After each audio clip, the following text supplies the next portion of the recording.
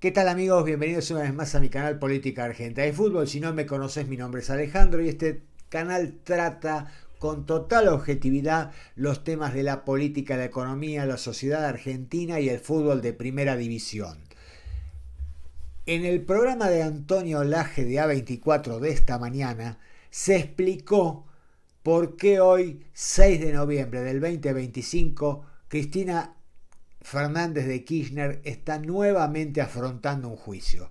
Me parece que tiene suma importancia entender de qué va esta causa, qué es lo que se está investigando y de qué se la acusa.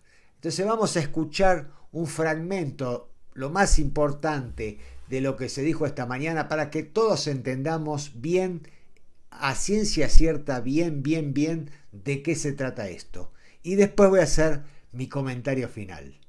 Empecemos con el video. Señora Salinas, ¿cómo estás? Muy bien, Bienvenida. buenos días.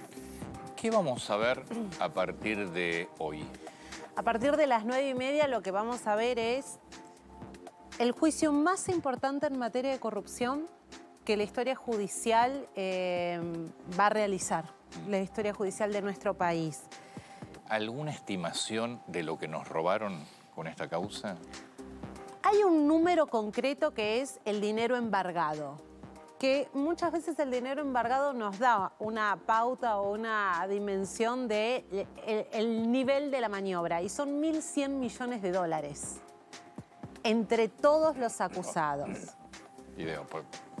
Obviamente debe ser el doble o el triple, pero ya esa cifra es ya esa gigantesca. cifra ya es enorme y habría que analizar a qué equivale, ¿no? Cuántos hospitales, cuántas rutas, digo, porque me parece que esa es la manera más concreta a través de la cual la ciudadanía puede entender el daño que la corrupción hace. No es una cuestión moral únicamente, llegado el caso, ¿no? La corrupción genera daños inmediatos a la sociedad. Lo que estamos viendo en los campos y la falta de obra, eso es corrupción, claro, ahí tenés, eso es corrupción.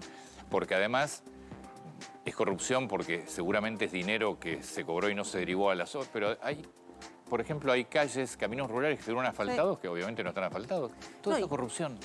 Rutas que no se hicieron y en las que hay recurrentes accidentes, hospitales que no se construyeron, básicamente porque es dinero que estaba dentro de las arcas públicas que no fue a donde debía ir. Los empresarios reconocieron, muchos de ellos, haber pagado coimas para garantizarse contratos, lo cual no significa que todos esos contratos que obtuvieron se hayan desarrollado normalmente. Los trenes no funcionaban correctamente. Y cada pago de subsidios, el empresario que tenía la concesión, sobre cada pago que recibía de subsidios se daba vuelta y dejaba el 10%. Exactamente. Del 10%, y en obra pública, Carlos Wagner, que era el presidente de la Cámara de la Construcción, uno de los arrepentidos de esta causa, dijo que las coimas que se cobraban eran del 10 al 20%. No, cuando hay coimas, alguien se está enriqueciendo. Lógico. Y ese es el dinero que no va donde debe ir, que es un poco lo que el fiscal Carlos Stornelli escribió en su acusación, que entre otras cosas dijo, si estuviera Néstor Kirchner vivo, estaría sentado con Cristina Kirchner, exactamente. Ahí es lo que te quería preguntar, porque ahí lo estamos viendo, además en la categoría de jefes.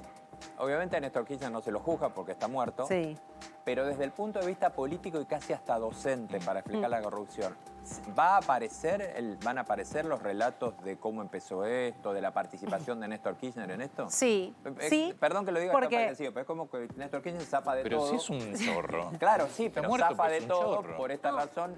Pero pará, debería estar preso en San José 11 también. Porque en la causa de habilidad también, si estuviera vivo... Sí, lo que dijo el fiscal Carlos Stornelli en su requerimiento de elevación a juicio, que básicamente un requerimiento de elevación a juicio describe los hechos por los cuales todas esas personas fueron investigadas, imputadas, procesadas y ahora tienen que comparecer ante un tribunal de juicio. Lo que dijo es, si Néstor Kirchner estuviera vivo, sería el jefe de la asociación ilícita junto a Cristina Kirchner.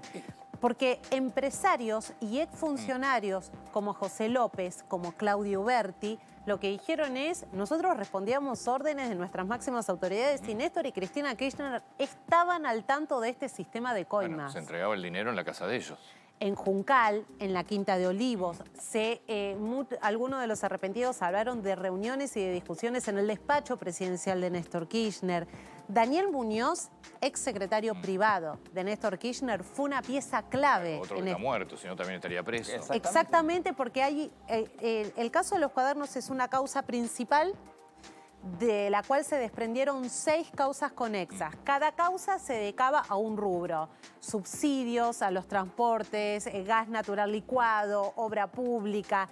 Y hay uno que específicamente se ocupa de el camino final de esa ruta de dinero, que es el lavado. Y en ese lavado de dinero está Daniel Muñoz, que compró un piso frente al Central Park, que tenía dinero en paraísos fiscales. El resort que querían hacer en Turcancaico. Exacto. Que tienen el terreno comprado. Iban a hacer un resort, me parece. No se liquidó ese terreno, de hecho, todavía. No, todavía está. Bueno, no se liquidó. Hay muchas pruebas que no se liquidaron todavía. No, bueno, es otro de los grandes... millones de dólares es nada. No, mucho es más. nada. Mucho más. Es nada, es mucho más. Pero también lo vemos un poco, me parece, con el caso Vialidad. Cristina está condenada, confirmada por la Corte Suprema de Justicia, presa, inhabilitada para ejercer cargos públicos, y la siguiente instancia, me parece que el impacto más directo hacia la sociedad es: ¿y cuándo devuelven lo robado? Claro, porque ¿cuándo se lo embargan los bienes que tienen? Bueno, me parece que una condena firme, en el caso Vialidad, de cara a la sociedad, tiene un mensaje inmediato. La persona que pierde su libertad como castigo del delito cometido... Sí, no está muy incómoda igual en San José. No. Te pregunta, ¿por qué los jueces son tan miedosos de calificar esto como una asociación ilícita? Porque para mí la causa de Vialidad es una asociación ilícita, y esto se cae de Maduro, que es una asociación ilícita. ¿Por qué no se animan? No hay...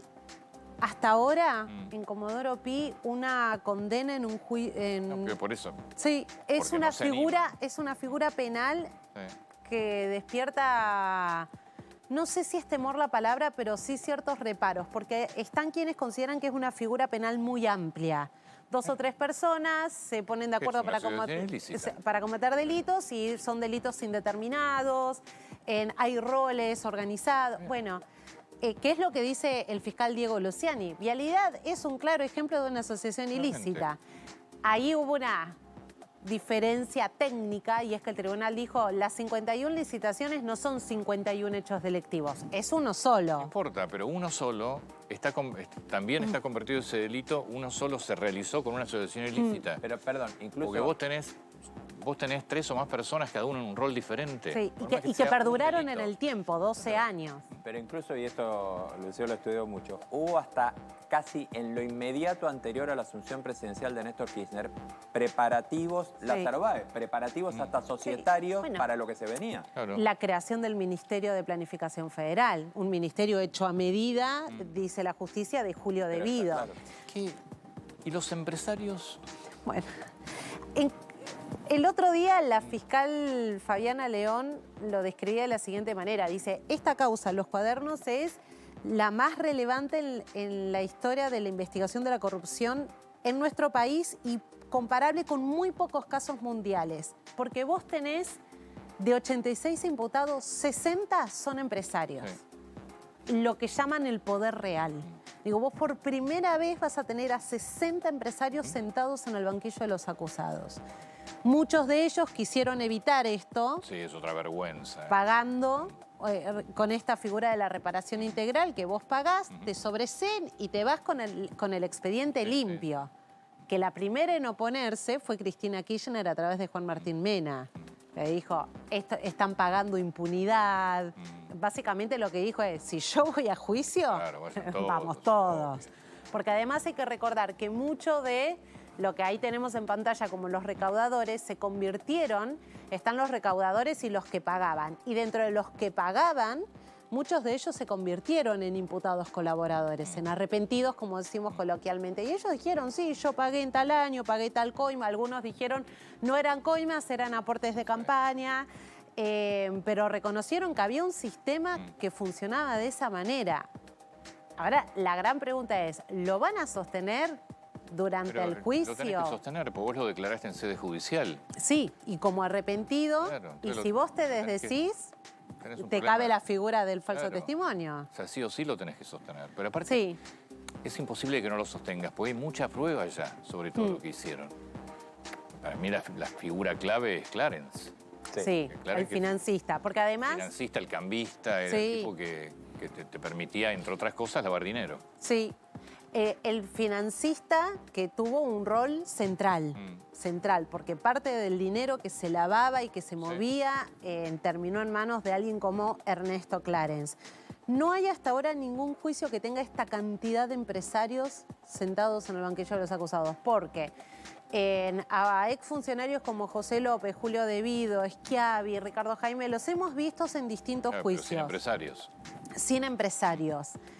No es fácil sentar, como dice la fiscal, al poder real en el banquillo de los acusados. Este caso lo consiguió con estas particularidades. Hay 25 personas que son arrepentidos y que van a tener que sostener sus confesiones delante del tribunal y delante de Cristina Kirchner, porque muchos de ellos apuntaron directamente hacia Cristina Kirchner. Y después también me parece que hay figuras que han quedado como muy afuera del radar, como Rudy Ulloa Igor.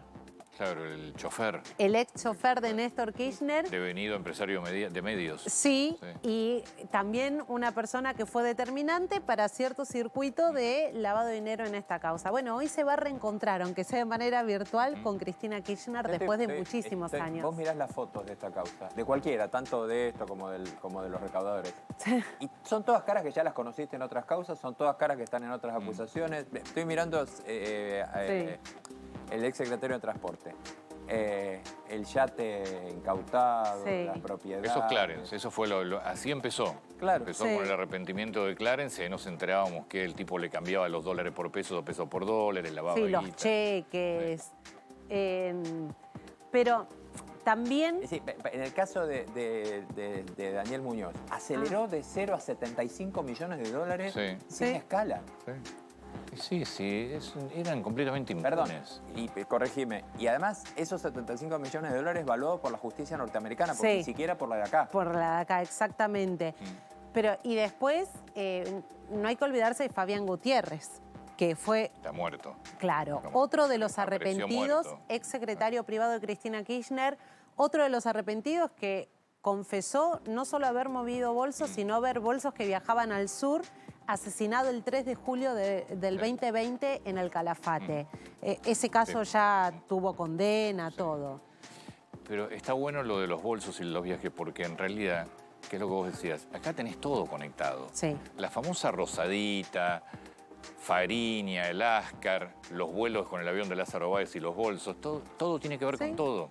Por eso, a mí me sorprende, en serio, me sorprende cuando vos seguís defendiendo a semejante nivel de delincuentes.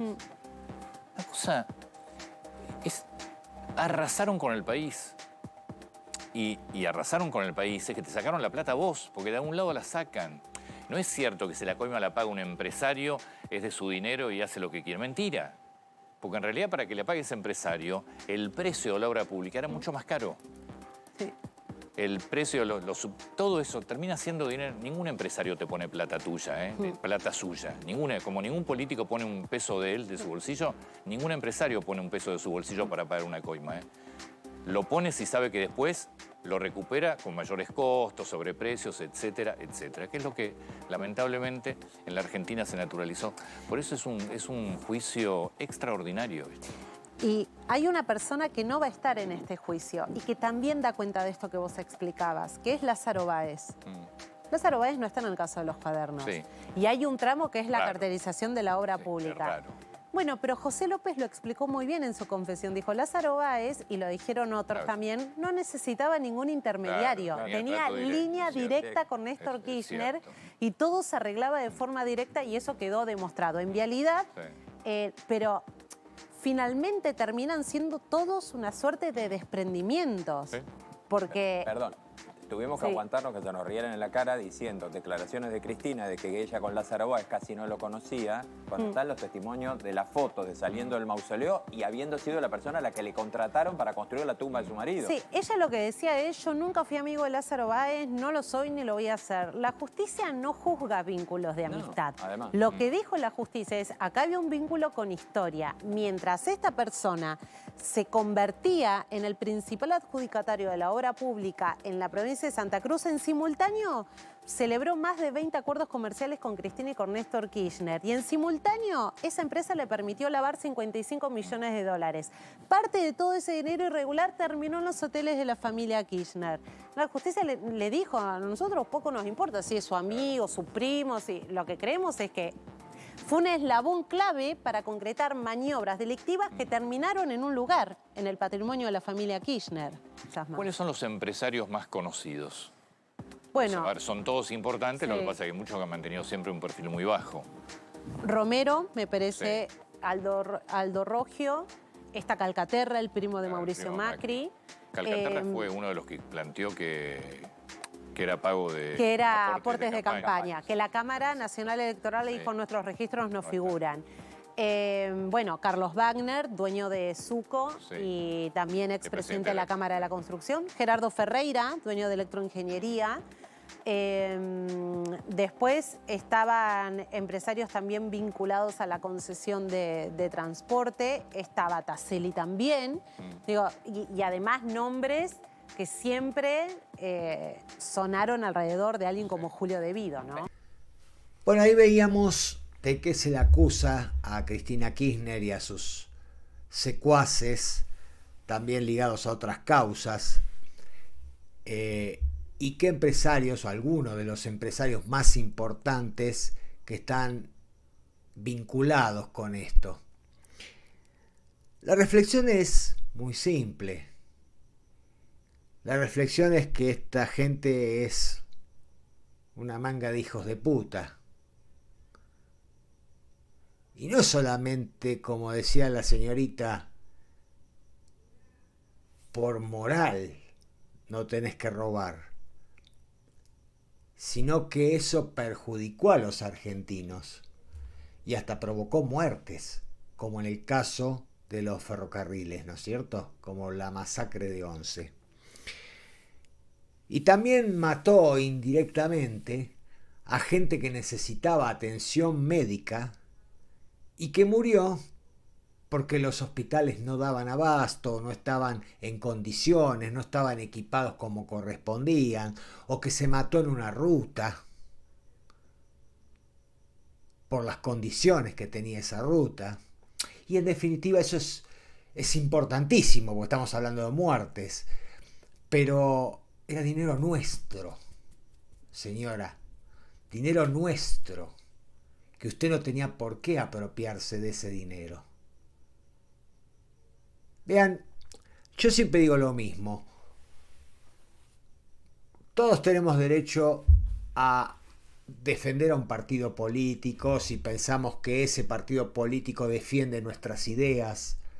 Podemos ser independientes, podemos ser radicales, peronistas, kirchneristas, de Milei ahora, del PRO. Pero vos no podés ser tan ciego de defender a una tipa que te afanó y que no afanó 2 pesos. Se afanó el país.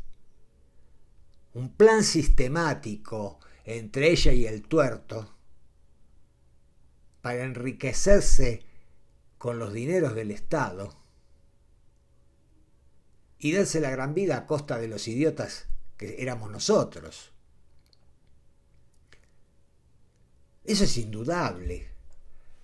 Ahora, si vos no querés ver que está bien acusada y condenada en vialidad, si vos no querés ver lo de la causa Cuadernos ahora, bueno, eso es otra historia.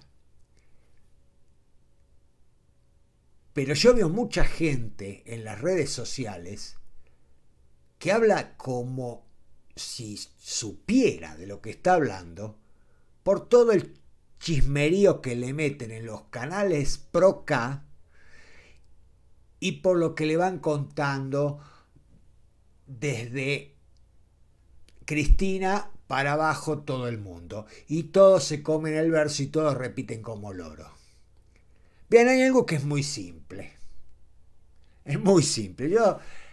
¿Querés pruebas? Dicen, no hay pruebas en contra de Cristina. Ahora empezaron a joder con que los cuadernos están falsificados, que son fotocopias baratas. Dale, viejo. Nunca son culpables de nada. Yo te la pongo simple. Ok. No hay pruebas según vos. Ok. ¿Me puedes explicar cómo una abogada, por más exitosa que fuera, que no es el caso de Cristina, porque además toda la vida estuvo en la función pública, o por lo menos desde hace muchísimos años estuvo en la función pública, me pueden decir con el sueldo de qué fue? Senadora, ¿no? Diputada no fue senadora, presidente, vicepresidente. ¿Me pueden decir con esos grandes sueldos que tenía la administración pública, cómo tenía hoteles, joyas, ropa, propiedades, 5 palos verdes en la caja de la hija, el otro pelotudo inútil del hijo, no sé cuántos millones tiene de patrimonio?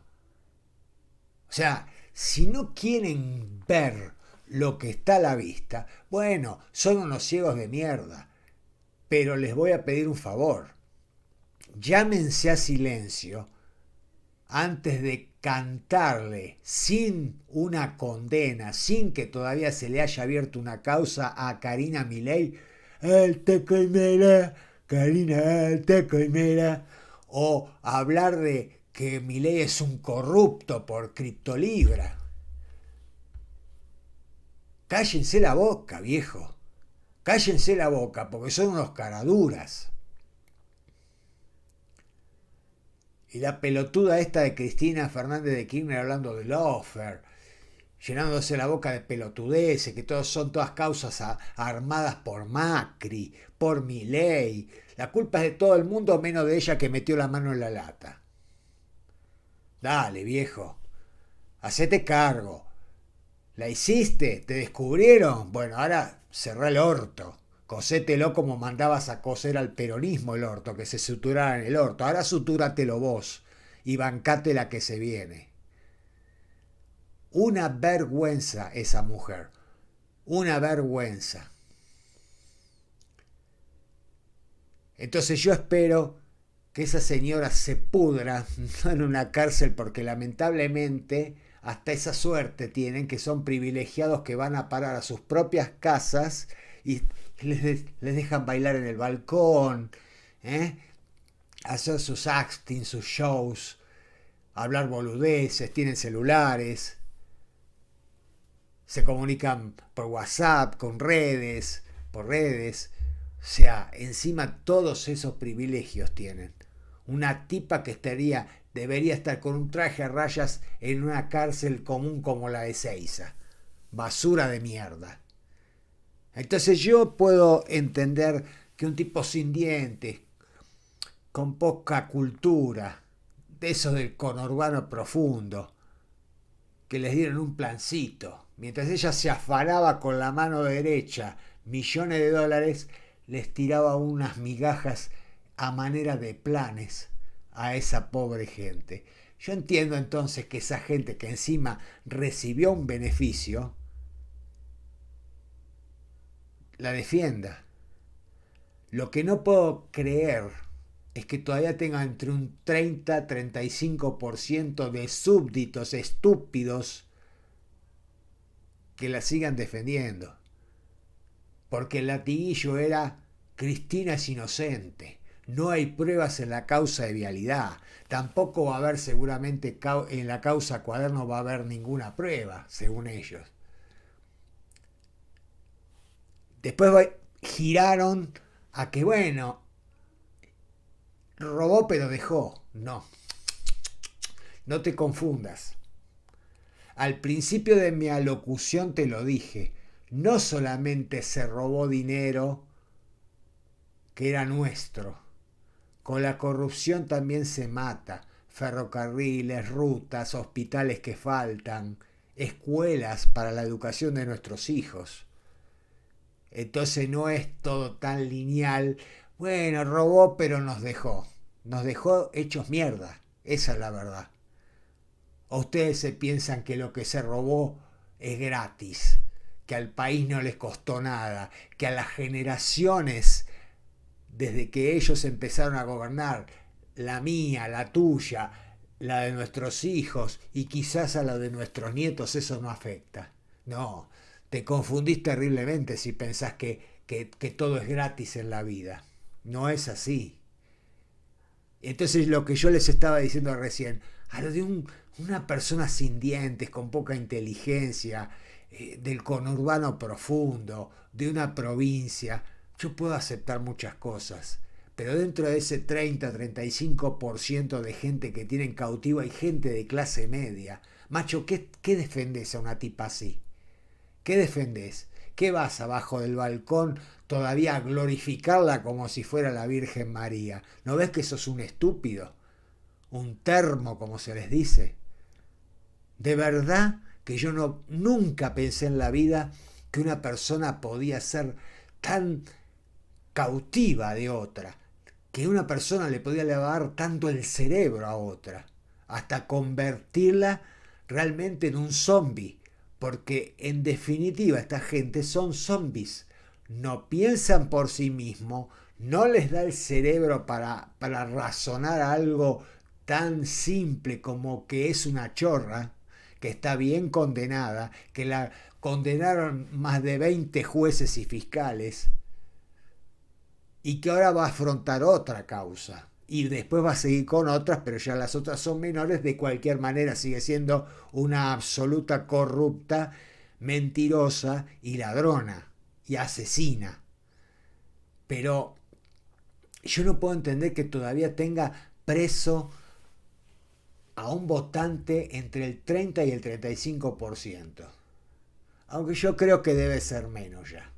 Después de estas elecciones y esas boludeces de salir al balcón a bailar y qué sé yo creo que la gente se pudrió un poco de Cristina. Y el mismo peronismo la quiere sacar al carajo. Así que bueno, de eso iba el video, ¿no? No puedo entender cómo hay gente tan estúpida, que defiende a una tipa, que la gente esa que la defiende siempre le importó 3 carajos, que los tiene viviendo en el conurbano profundo, en la mugre, en una casilla, con calles de tierra, llenas de basura, llenas de inseguridad, sin iluminación, sin cloacas, y la siguen defendiendo. Y que esa misma gente que está cautiva de esta ladrona hija de puta, le exija a Milei, que en menos de 2 años bastante hizo hasta ahora, le exija que ordene el país, un país que por culpa de ese dinero que falta, quedó devastado. Y le exigen para los jubilados, para las discapacidades, para las universidades, toda esa plata que falta, como les decía recién, no es gratis. Y ahora vas y manifestás en el Congreso y pedís y exigís que Milei esto, que Milei lo otro, que es una porquería, que es insensible, que se tiene que ir en helicóptero. Ahora le piden de todo a Milei y a esta hija de mil puta no le pedían nada, al contrario la defienden. Hipócritas, sinvergüenzas. ¿Por qué no le iban a pedir a esta chorra los jubilados? ¿Por qué no le iban a pedir cuando Massa hizo el recorte en el último gobierno de esta tipa? No, le hizo el recorte a las universidades, no dijeron nada. ¿Por qué no le van a pedir a Kicillof, que no paga la plata al Garrahan de Ioma? Y etcétera, etcétera. De eso no dicen nada. Hipócritas. Ratas. ¿Qué quieren que les diga? Y antes de despedirme, le voy a decir otra cosa. Tiene que devolver 1.000 millones, creo que son pesos, 1.000 millones de pesos de las jubilaciones de privilegio que cobró esta tipa.